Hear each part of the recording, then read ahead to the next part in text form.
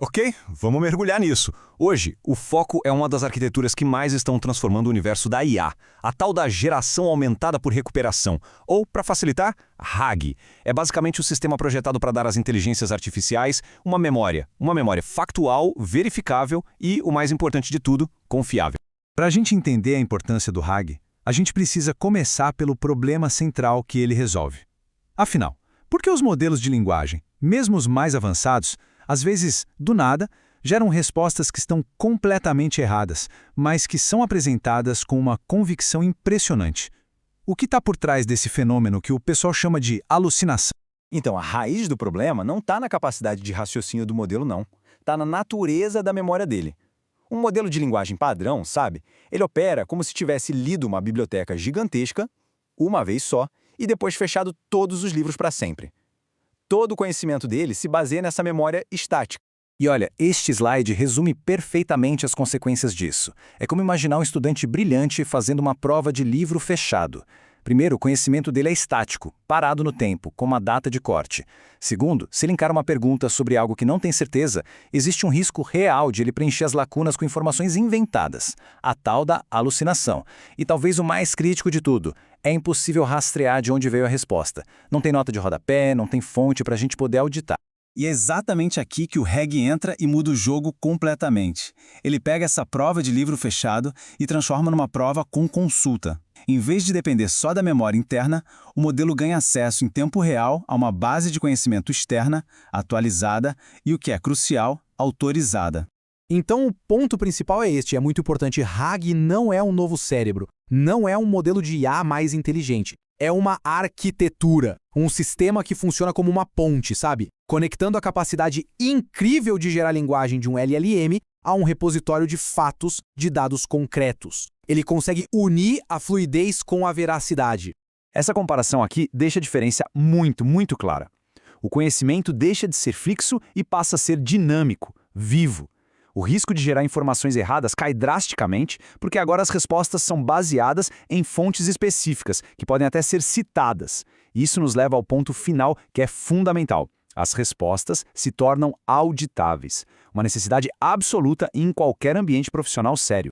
Certo, mas como é que esse processo todo funciona na prática? Bom, a melhor analogia é pensar no LLM como um especialista super eloquente e no sistema RAG como um assistente de pesquisa, um assistente incrivelmente rápido e preciso que trabalha para ele. A jornada de uma resposta é fascinante. Quando uma pergunta chega, ela não vai direto para o especialista. Primeiro, o assistente de pesquisa, o recuperador, entra em ação. Ele varre a base de conhecimento, podem ser manuais técnicos, regulamentos financeiros, políticas internas, e encontra os trechos exatos e mais relevantes sobre aquele assunto. Só então, ele entrega esse material, esse contexto, para o LLM. E aí sim, com base nesses documentos, o especialista formula a resposta final, já incluindo as citações de onde tirou a informação. Agora, neste ponto, é fundamental a gente esclarecer uma confusão bem comum. RAG não é a mesma coisa que fine-tuning, ou ajuste fino. São duas ferramentas superpoderosas, mas que servem para propósitos completamente diferentes. Essa tabela mostra bem quando usar cada um. Para manter o conhecimento sempre em dia com fatos novos, RAG é a escolha óbvia. Em imediato tem um custo menor. O mesmo vale para o controle factual e para a auditabilidade. Agora o Fine Tuning, ele é imbatível para ensinar um modelo, um novo estilo, um tom de voz específico ou a formatar respostas de um jeito particular. Ou seja, ele muda o comportamento, enquanto o RAG muda o conhecimento. E essa situação do setor financeiro é tipo uma regra de ouro. Se a consulta depende de fatos, de dados, de políticas que mudam o tempo todo, a solução é RAG. Agora, se a ideia é treinar um modelo para ele se comunicar como um analista sênior ou gerar relatórios num formato certinho, aí a ferramenta é o Fine Tuning. Vamos então dar uma olhada nos cenários do mundo real, onde essa tecnologia não é só uma melhoria, não. É uma necessidade absoluta para que a IA generativa seja viável e, principalmente, segura.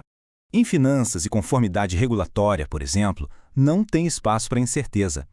Cada informação que um sistema fornece precisa ter uma origem clara, defensável.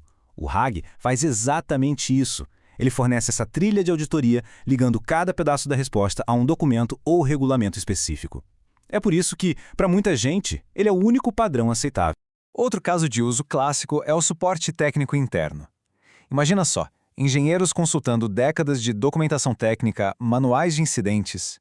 Com o RAG, uma pergunta complexa, feita em linguagem normal, pode trazer a solução exata em segundos. Um processo que antes poderia levar horas de pesquisa manual. É uma mudança e tanto. Em análise de risco, o RAG tem um papel de explicabilidade.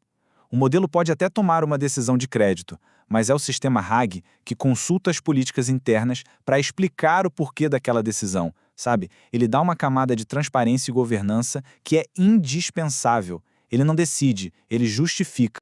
E tudo isso nos leva à ideia central desta análise. O RAG não deve ser visto como um recurso extra, uma feature. Ele é uma camada fundamental. É infraestrutura, tão essencial quanto os servidores ou os bancos de dados, só que projetada para gerenciar o conhecimento. É a base para construir uma IA corporativa que seja de fato confiável e governável.